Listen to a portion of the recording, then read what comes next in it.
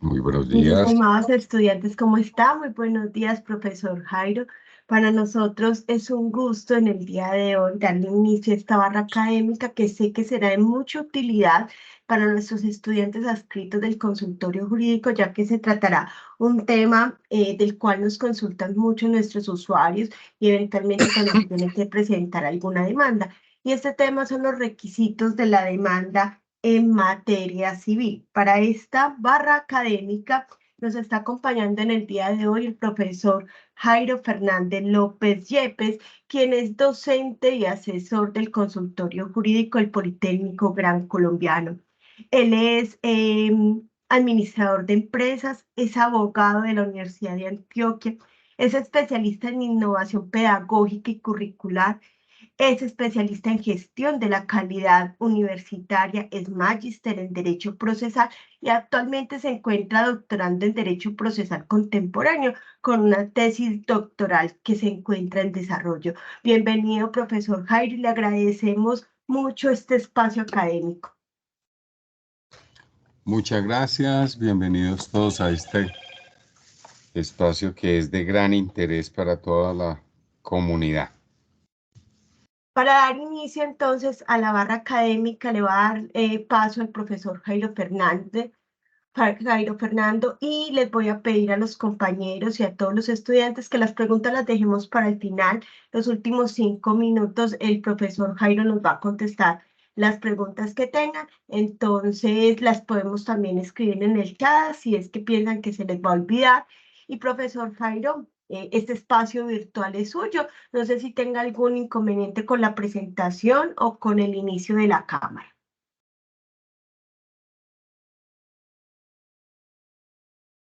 Y ahora sí lo estamos viendo, profe, pero no lo escuchamos, tiene el audio apagado. Correcto, ahora Ahora sí. sí. Listo. Muy buenos días para todos. ¿Cómo están? Es muy grato para mí poder compartir este espacio con todos ustedes. Voy a compartir la presentación y comenzamos con la disertación. Permítame en un momento.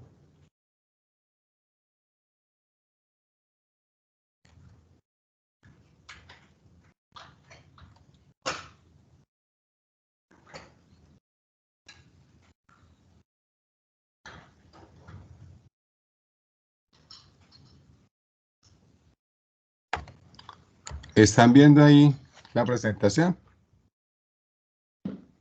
Sí, señor. Sí, sí, Perfectamente, doctor. Sí, profe. Ok, entonces comencemos.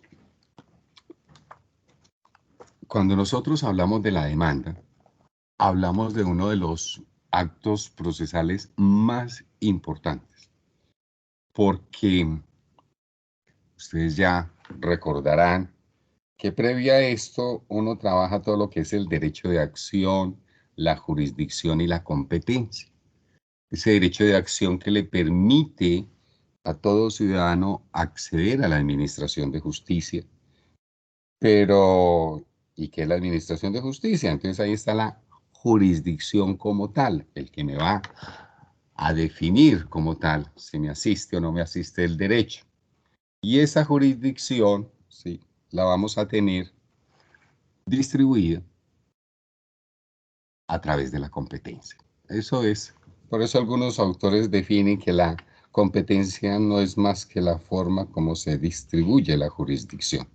De tal suerte que, recuerden, podemos encontrar un juez sin competencia en un caso concreto, pero nunca vamos a encontrar un juez sin jurisdicción. Y decimos que es el acto más importante dentro del proceso porque es el inicio como tal. Cómo accedo yo a esa administración de justicia y por lo tanto, en la consagración de esta demanda, se deben observar todos los requisitos que se establecen en el ordenamiento. Nuestro Código General del Proceso establece todos esos requisitos en el artículo 82, ¿sí? Ahí nos da la generalidad para todos los procesos.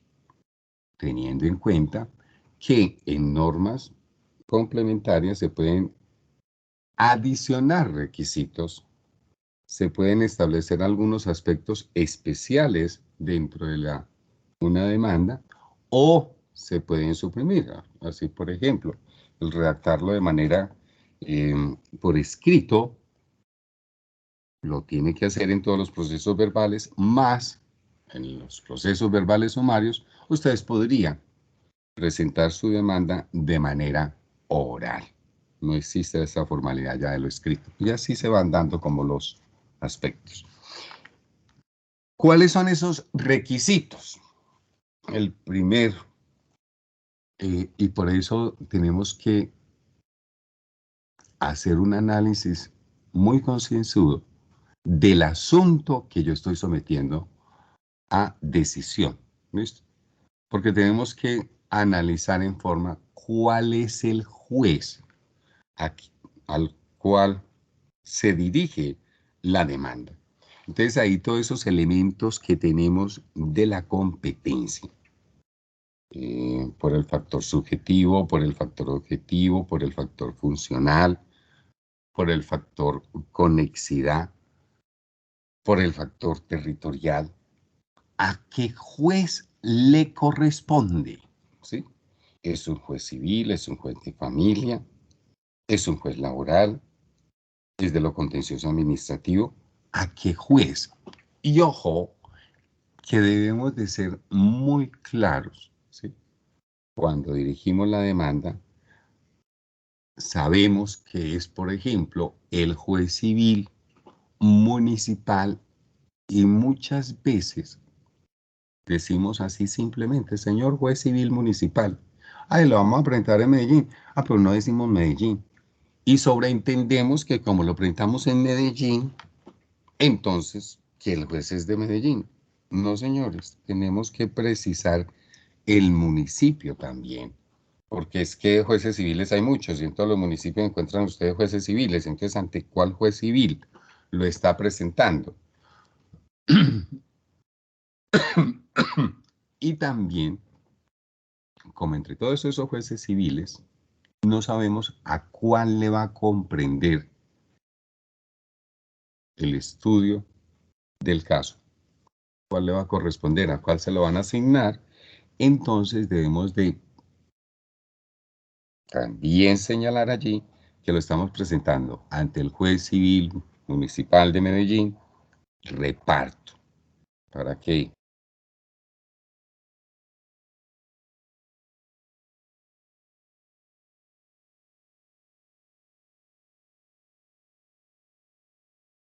Profesor Jairo, le dejamos de escuchar, tiene el micrófono apagado y también lo dejamos de ver. O yo al menos no lo estoy viendo, mi profe. Profesor Jairo.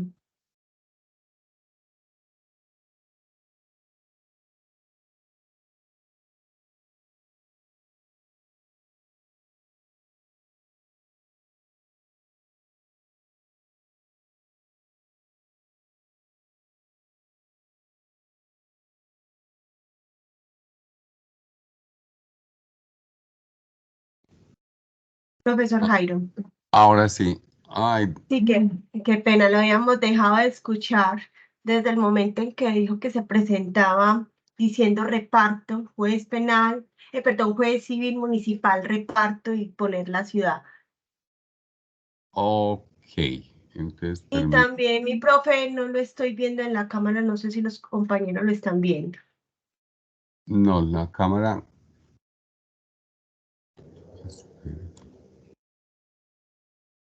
Ahí. Correcto. Entonces volvemos a la presentación. ¿Están viendo la pantalla? ¿Están viendo la Sí, presentación? profe. Sí, Oh, profe. listo. Entonces, esa es la designación del juez a quien va dirigida como tal nuestra demanda. En segundo lugar, debemos de ser muy precisos con el nombre y domicilio de cada una de las partes. ¿Listo? Debemos de tener en cuenta que si la persona no puede comparecer por sí misma, debe aparecer el nombre de su representante. Y cuando decimos esa identificación, debemos de dar el número de identificación como tal, tanto del representante como de los demandados. Y obviamente, pues si tenemos la información como tal. Y si se trata de personas jurídicas o patrimonios autónomos, lo vamos a hacer con el NIC, que tengamos la claridad a quién estamos como tal demandando. Pedro Pérez con cédula de ciudadanía número tal, si lo tenemos, o la compañía, ¿sí? Almacenes Éxito S.A. con NIC número tal. ¿Listo? Eso es el segundo aspecto. En tercer lugar, ¿sí? Nombre del apoderado judicial del demandante si fuere del caso. Y aquí, ese nombre del apoderado judicial no se nos puede olvidar. Presentar el poder. ¿Listo? ¿Qué tipo de poder tenemos nosotros? El poder general, que tiene que ser debidamente conferido a través de escritura pública, o el poder especial para ese caso que nos ocupa, precisando muy bien dentro del poder las facultades que nosotros vamos a tener. No se nos puede olvidar las facultades para sustituir, conciliar, transigir, desistir, admitir nuevos interesados. Ojo, ojo con esa facultad para contrademandar. En muchos despachos judiciales se los exigen de manera expresa. Entonces, es mejor colocarlo ahí, la posibilidad de contrademandar. Y en general, todas las facultades propias, ¿sí?, de ese tipo de mandatos que están conferidas en el artículo 77 del Código General del Proceso. ¿Listo? Lo otro, lo que nosotros pretendemos. Debemos de tener muchísima claridad en nuestras pretensiones, ¿sí? Si son pretensiones simplemente declarativas o declarativas constitutivas o de condena, o si son pretensiones ejecutivas o cautelares. Si vamos a acumular pretensiones, ¿cómo lo vamos a hacer? ¿Listo? Porque según lo que nosotros pidamos y la forma como lo pidamos, es como efectivamente nos va a resolver el juez. El juez no nos va a otorgar más de lo que nosotros le estamos solicitando. De tal suerte que si nosotros formulamos la demanda, nulidad de un contrato, y no solicitamos, ¿sí?, por la mora, no solicitamos como tal los perjuicios, sino que se devuelva la situación a la parte precontractual, el juez no va a pagarnos ninguna indemnización de perjuicio. Oiga, es que se sobreentiende, no, el juez en materia civil, no puede fallar de manera extrapetita. Ese es el principio, no vamos a fallar de manera extrapetita, razón por la cual lo que usted pida como tal es lo que le van a conceder, no más. ¿Le pueden conceder menos? Sí, pero más allá, no. Lo otro, y en esta parte sí que debemos de centrarnos mucho, que son los hechos que le sirven de fundamento a esas pretensiones. ¿Listo? Y aquí,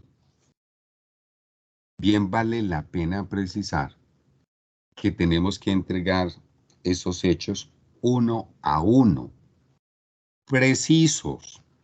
No me fusionen dos, tres hechos. Cuando unimos dos o tres hechos, ya por indebida redacción de los hechos, indebida presentación de los hechos, el juez me podría inadmitir la demanda. Así de sencillo. Y lo otro, que es que desde los hechos le vamos a dar también claridad al juez y al demandado con fundamento en qué situación fáctica es que yo estoy formulando mi pretensión. ¿Listo? ¿Cuáles son los hechos que nosotros debemos redactar?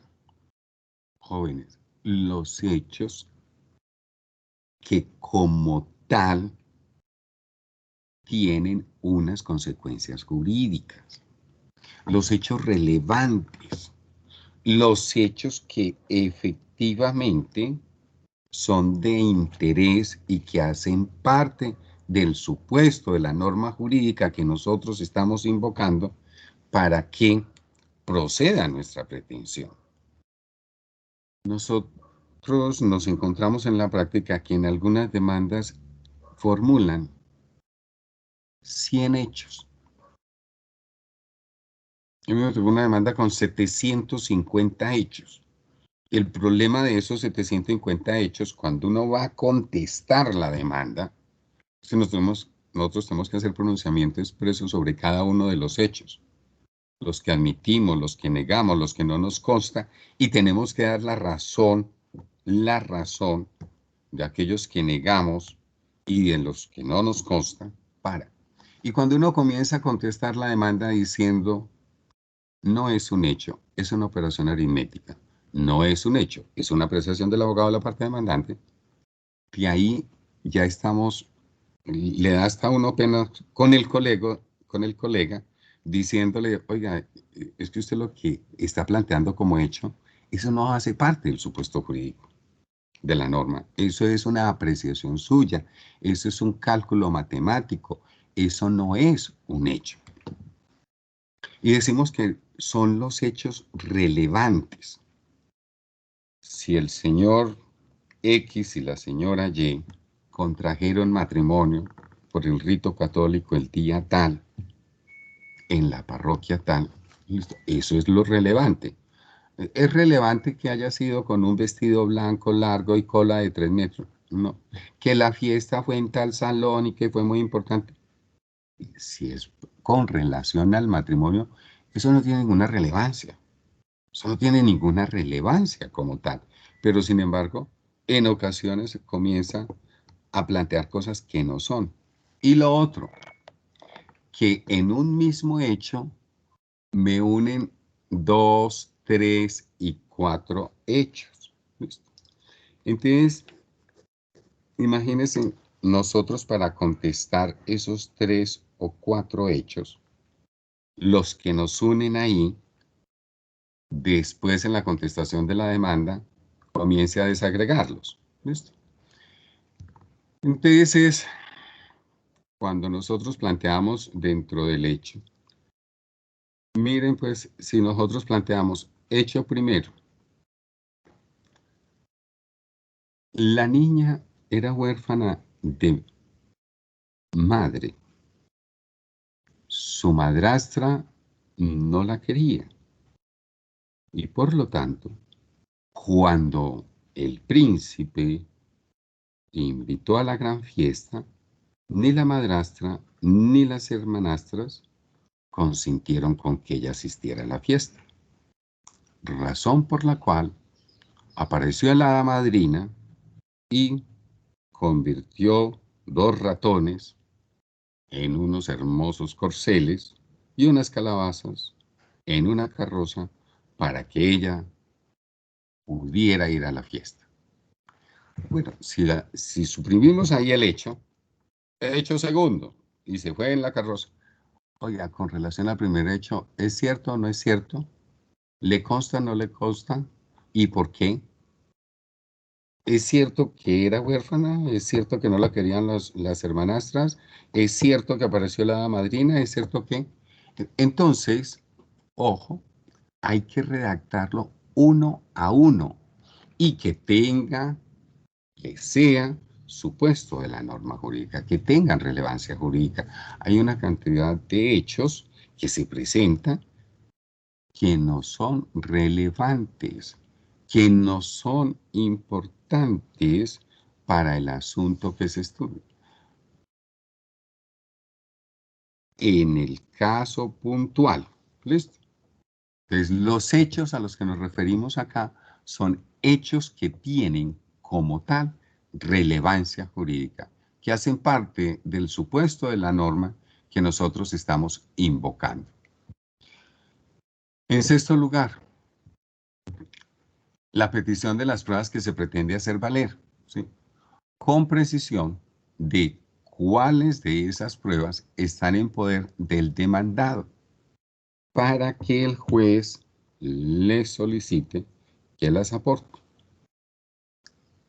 Y esto es bien importante, porque cuáles son las pruebas que nosotros vamos a solicitar. Todo el proceso, recuérdelo, que es un proceso. Y ahí nos ajustamos a la definición de Jeremías 20. Un proceso no es más que un debate en torno a la prueba.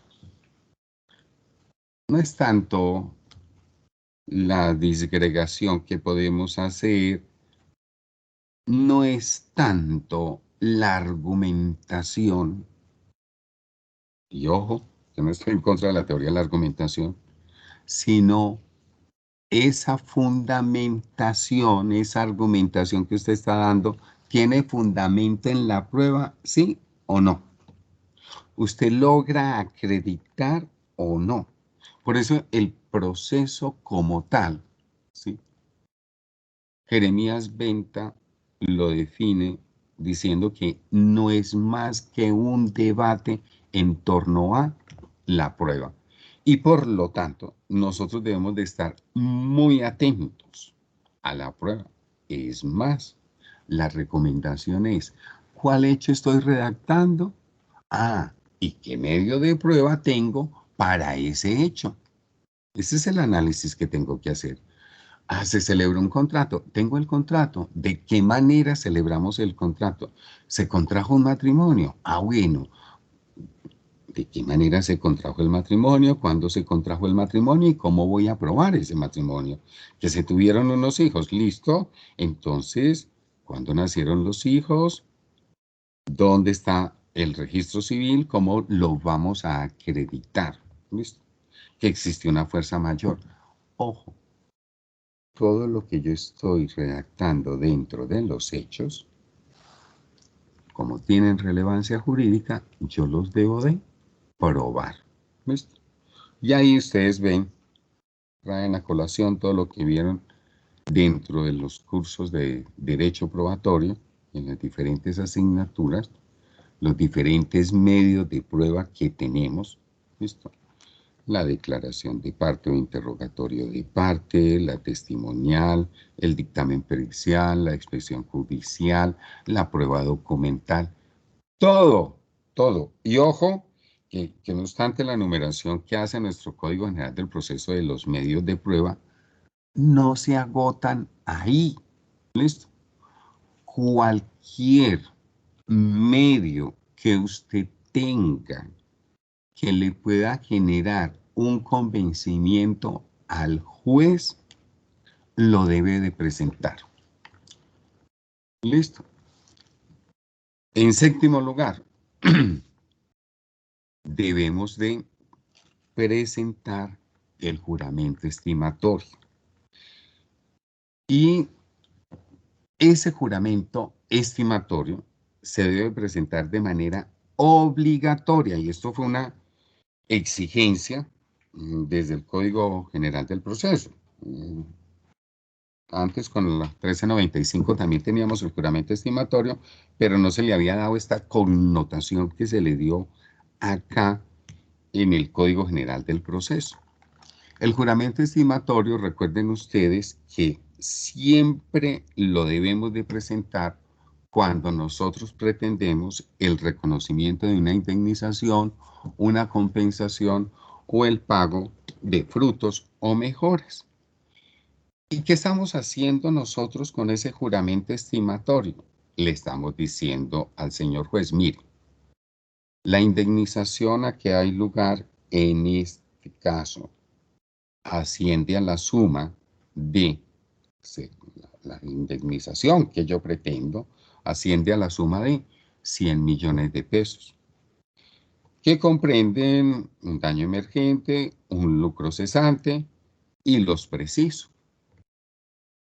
Y eso lo estoy haciendo yo bajo la gravedad del juramento.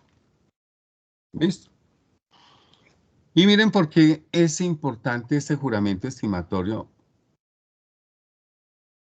En primer lugar, de entrada, si lo que estoy pretendiendo es esa indemnización, ese monto, entonces me está determinando cuantía. Y al determinarme cuantía, pues también me está determinando juez competente. Pero adicionalmente le está diciendo al juez, le estoy colocando al juez en torno a esa cuantía el límite. Porque según lo que nosotros estemos, ese valor que estemos pidiendo ahí, el juez no nos va a otorgar más. ¿Listo? Recuerden esto, si yo solicito en la indemnización 100 millones de pesos, así probemos en el desarrollo del proceso que los perjuicios no ascienden a 100 millones de pesos, sino que ascienden a 120, 150 millones de pesos. Así esté probado, así esté acreditado, el juez no me los va a poder otorgar. Entonces eso es de vital importancia, porque el juez, recuerden, en materia civil, no me puede proferir el fallo extra petita, más allá de lo pedido. Entonces, cuando yo lo digo, esa indemnización asciende al monto de, y eso lo estoy afirmando bajo la gravedad del juramento, entonces estoy considerando que mis perjuicios, como tal, ascienden a 100 millones de pesos, así pruebe después que fueron 130, 150 millones de pesos, el juez no podrá otorgarme más de lo solicitado. Entonces, esa es una de esas ventajas y precisiones del juramento estimatorio. Y en segundo lugar, es un medio de prueba. ¿Listo? De tal suerte que, si yo presento mi juramento estimatorio, lo presento con la demanda, y el demandado, al contestar la demanda, no objeta esos perjuicios, entonces queda demostrado que esos fueron los perjuicios. Entonces debemos de estar muy atentos en la demanda y en la contestación. En la demanda para presentarlos y en la contestación de la demanda para objetarlos. Porque si yo no me pronuncio expresamente contra ellos, no los objeto, ahí en la contestación de la demanda se entiende que ese va a ser el monto sobre el cual se va a resolver el asunto. ¿Listo? Ahora sí, el otro aspecto, los fundamentos de derecho. ¿Cuáles normas de la parte sustantiva y de la parte procesal sirven de sustento a mis pretensiones? Artículos 1501, 1502 y siguientes del Código. Artículo 382 y siguientes del Código General del Proceso.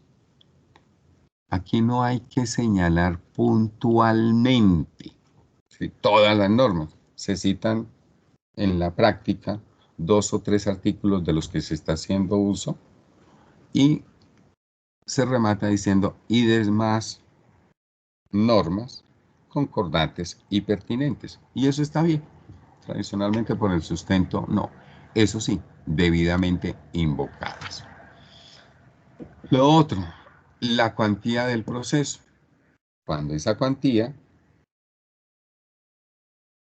como tal es determinante para la competencia.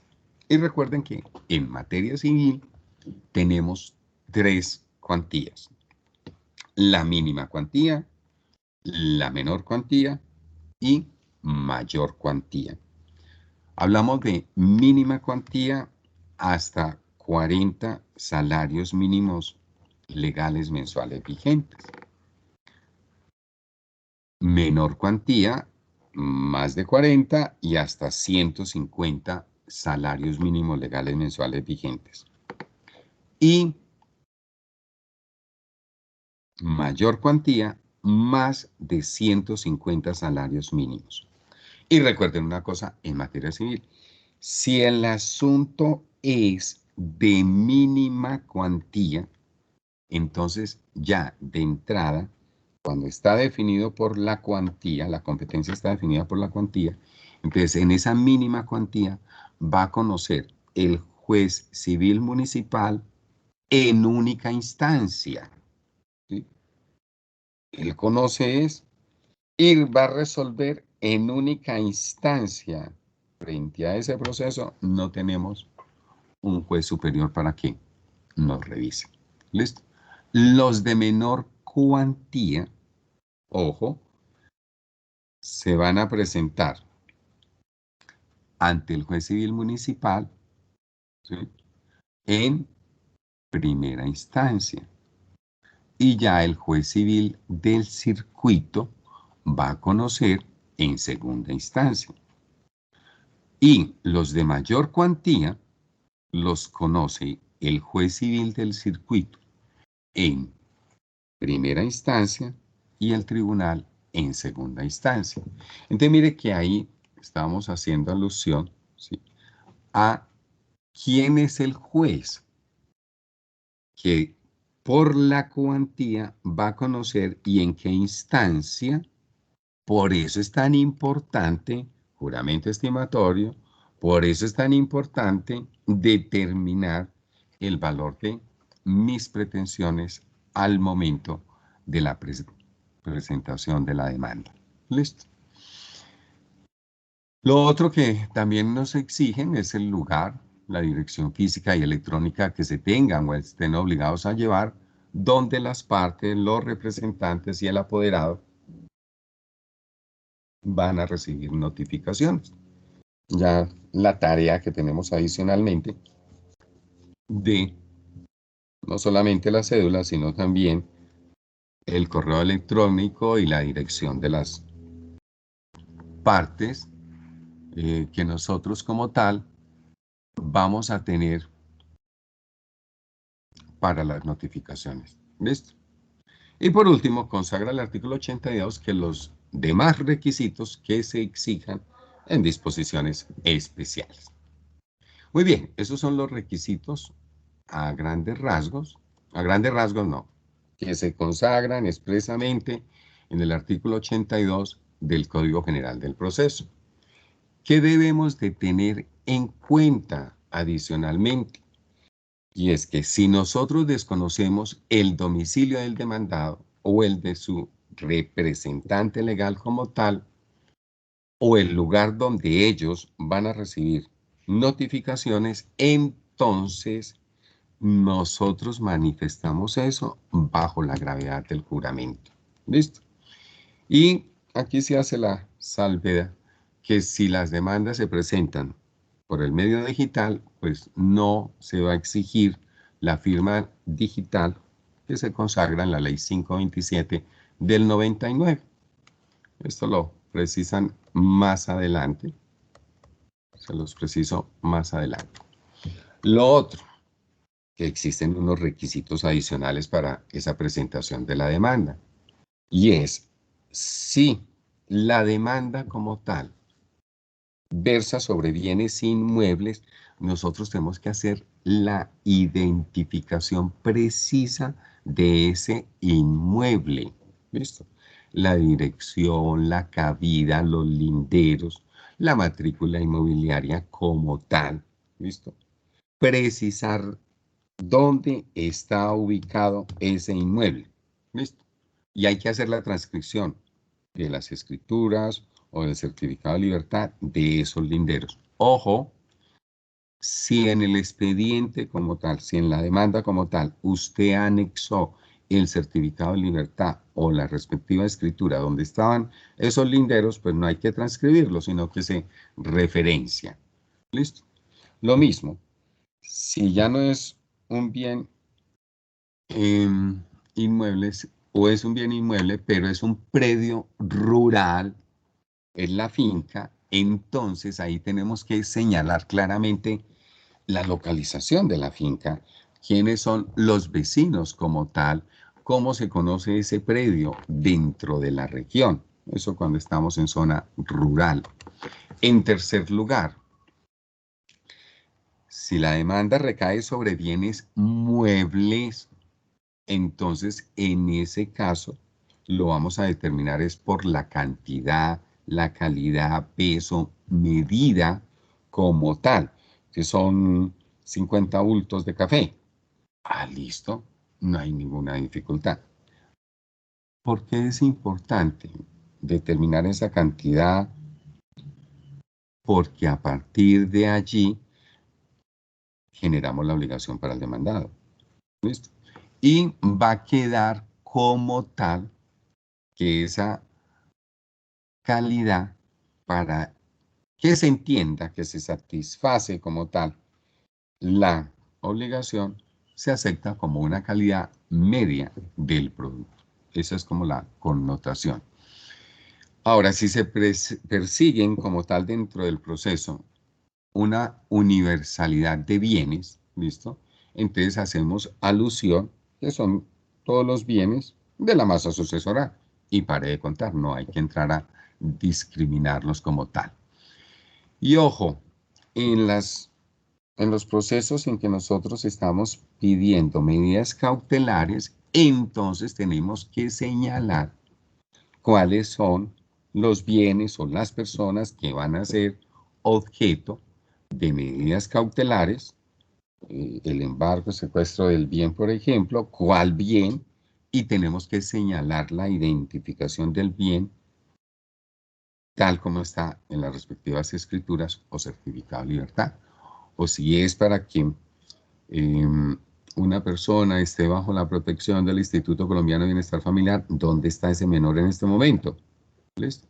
Tenemos que señalar, porque recuerden que las medidas cautelares no recaen solamente sobre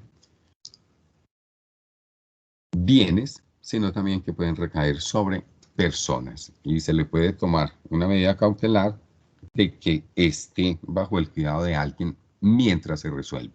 ¿Listo? Lo otro, en toda demanda debemos presentar los siguientes anexos. En primer lugar, el poder que nosotros le recibimos a la parte demandante, a nuestro cliente como tal. ¿Listo? Cuando estamos actuando nosotros como apoderados, no se nos puede olvidar el poder. Esa es como la clave. El poder, el poder, antes tenía una cantidad de requisitos, ¿listo? Y ese poder tenía que ir autenticado en notaría, tal cosa. No, ya el poder nos lo pueden enviar a través de mensaje de datos. ¿Qué es lo que debemos de tener en cuenta? Que el correo electrónico de donde se genera el poder, obviamente, ¿quién le está otorgando a usted el poder? Su cliente, el demandante, la parte demandante. Ese correo electrónico de donde se genera el poder es el mismo correo electrónico que usted va a utilizar para notificaciones y que va a reportar para notificaciones. De tal suerte que no puede venir, vea, facilíteme el correo electrónico ahí de la papelería del Baratón y desde la papelería del Baratón le está mandando poder al abogado. No puede. ¿Listo? Ese poder como tal se lo va a rechazar el despacho judicial. Y lo otro que es bien importante, esa ese poder no requiere firma. Con la mera antefirma es suficiente. ¿Listo? Esas son las reglamentaciones lo novedoso que se ha tenido con relación al poder. Porque nosotros generábamos, ¿sí?, una cantidad de problemas e inadmisiones en torno a las formalidades como tal del poder, que no lo presentó no le hizo la presentación el cliente en notaría, que no lo presentó personalmente también el abogado. Ya eso pasó a la historia, ahora con toda la parte digital. Listo. En segundo lugar, la prueba de existencia y representación legal de las partes y de la calidad en la que intervendrán en el proceso. Y aquí debemos de tener en cuenta que esa calidad de representante legal, por ejemplo, cuando estamos hablando de personas jurídicas, si el despacho tiene ese certificado de existencia y representación legal, está en una página de internet, lo puede consultar el despacho como tal, no necesitaríamos anexarlo. Simple y llanamente le decimos certificado de existencia, se puede consultar en tal página y el juez lo va a consultar y no tiene ninguna dificultad. Lo otro, las pruebas extraprocesales y los documentos, las demás pruebas que yo tengo en mi poder, ¿sí?, y que se pretenden hacer valer dentro del proceso. Y voy a insistir en esto. Esta reglamentación, esta definición del proceso en el Código General del Proceso, esta implementación de la oralidad, esta implementación de todos estos medios digitales, nos permiten afirmar hoy por hoy que nosotros como abogados demandantes tenemos que entrar al proceso probando de manera excepcional. Vamos a practicar pruebas en el proceso. Hay algunas que obviamente nosotros no las vamos a poder recaudar, pero la invitación que nos hace el Código General del Proceso, la reglamentación como tal, señor abogado, entre probando. Antes, ¿sí?, uno tenía que solicitarle al juez, oiga, nómbrese un perito, realícese un dictamen pericial, realice la inspección judicial, vaya, listo. Y tenía que solicitar. Hoy, no, yo no tengo que esperar a que el juez me nombre el perito. Ah, yo necesito un dictamen pericial. Señores, yo mismo lo practico, busco el perito y lo presento. Ya la otra parte lo va a objetar. ¿Listo? Los testigos, listo. Yo los puedo anunciar y los puedo llevar. Pero, ojo con esto. Yo puedo reunirme también en mi oficina con el testigo. Cuénteme, redácteme los hechos que usted conoce con relación a esta situación. Escríbalo ahí en esta hoja, escríbalo como tal y firme, ¿sí? Escríbalo dirigido a tal juez, al juez civil municipal, y firme. Y lo presento como una prueba testimonial. Lo puedo hacer perfectamente. ¿Listo? Ojo, si el demandado, cuando le notificamos la demanda, no se pronuncia en contra de esa prueba testimonial, no solicita la ratificación, entonces simple y llanamente, queda rendido la prueba testimonial. Si él no pide la ratificación de ese testigo, entonces queda de una vez acreditado ese testigo. Lo mismo, voy a hacer una inspección judicial. Oiga, y es que ahora para que están todos estos medios tecnológicos en las diligencias que es indispensable y que el mismo código dice, tiene que ir el juez al lugar de los hechos, listo. Pero en los demás, grabemos, hacemos un video y presentamos la prueba como tal. Ese es el gran llamado, ese es el gran llamado que nos hace el ordenamiento. Señor abogado, entre al proceso probando, presente todos los medios de prueba que usted pretende hacer valer. Acredítelos, acredítelos como tal. Es más, ya el mismo ordenamiento me dice cosas como, oiga, usted intentó por lo menos obtener ese certificado. Si usted me va a decir, señor juez,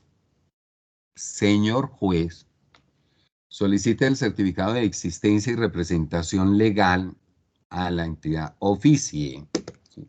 Para que se expida el certificado. ¿Sabe qué me dice ya el ordenamiento? Oiga, y usted lo intentó previamente. Usted por lo menos formuló un derecho de petición.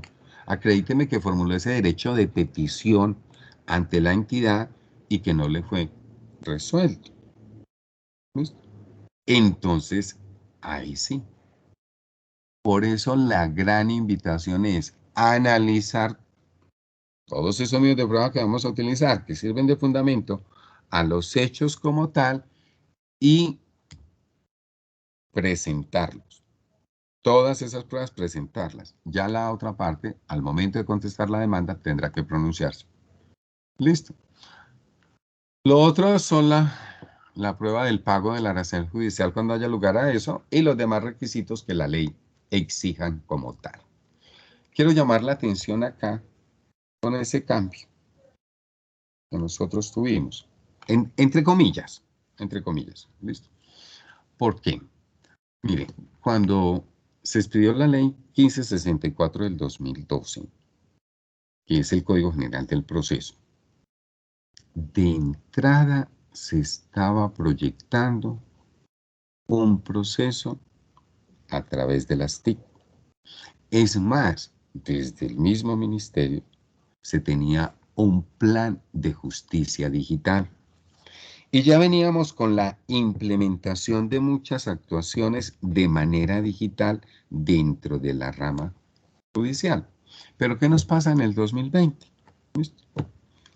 Con la pandemia como tal, nos encerraron a todos y se paralizó la rama judicial. Oye, entonces, ¿qué vamos a hacer? ¿Cómo vamos a actuar? Entonces, hubo que acelerar la implementación en todas partes. La implementación en todas partes de las nuevas tecnologías de información y comunicación al proceso. Y eso fue lo que permitió la reapertura. Por eso se expidió el decreto ley 806 del 2020, donde se implementaban algunos aspectos básicos en la demanda, en todo lo que tiene que ver con los poderes, legalizar como tal. Listo, entonces, discusión en torno al poder. ¿Se tiene que hacer presentación o no se tiene que hacer presentación ante notaría? No. En virtud del medio digital, no. Listo. Y ya todo esto que se expide, que se reglamenta en el decreto ley 806 del 2020, cuando termina la provisionalidad, entonces, ¿qué vamos a hacer? Volvemos a la presencialidad y la decisión no, ya no reversamos, ya vamos a continuar con la virtualidad. Y por lo tanto, ese decreto ley 806 del 2020 se convirtió en la ley 2213 del 2022 y allí ya queda como legislación permanente, ¿sí?, el poder presentar todas las demandas y toda la actuación a través virtual, ¿listo? A través de los medios tecnológicos. Por eso se consagra, ¿sí?, que la demanda debe indicar precisamente el canal digital donde deben ser notificadas las partes, su correo electrónico. Lo mismo el de los representantes, los apoderados, los testigos, los peritos, cualquier persona que vaya a intervenir dentro del proceso, debemos de presentar también su correo electrónico, ¿listo? Su medio digital. Ojo, porque si no lo presentamos, hay lugar a la inadmisión de la demanda. ¿Listo? Y lo otro, ya nosotros presentamos también los anexos de manera digital. ¿Listo?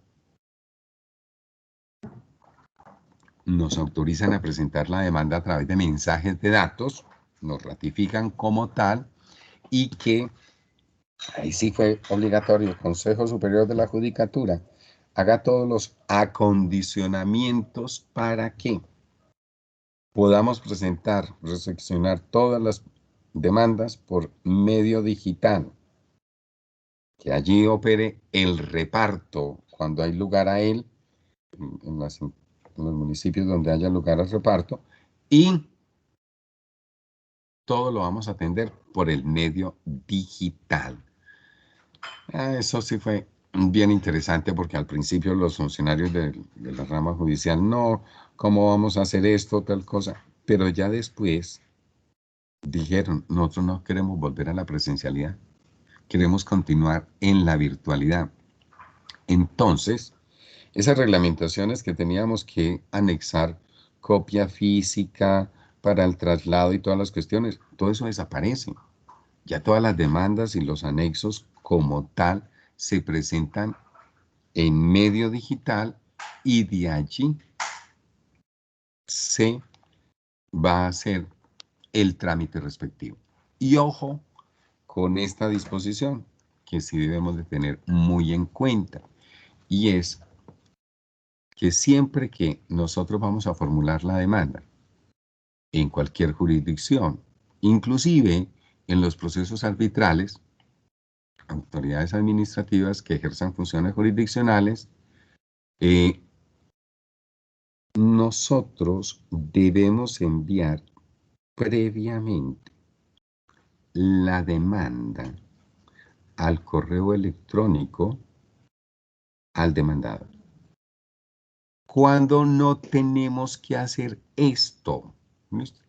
Pues si nosotros estamos pidiendo medidas cautelares, no lo vamos a hacer. Ni cuando se desconozca la dirección del demandado o está dirigido contra personas indeterminadas. ¿Listo? Entonces nosotros, ojo, al momento de ir a presentar la demanda, tenemos que enviar ese correo electrónico con la demanda y sus anexos al demandado, diciéndole, mire, nosotros estamos formulando esta demanda ante el Juzgado Civil Municipal de Medellín, reparto. Esta es la demanda que estamos formulando. Con sus anexos, se lo envío por correo electrónico.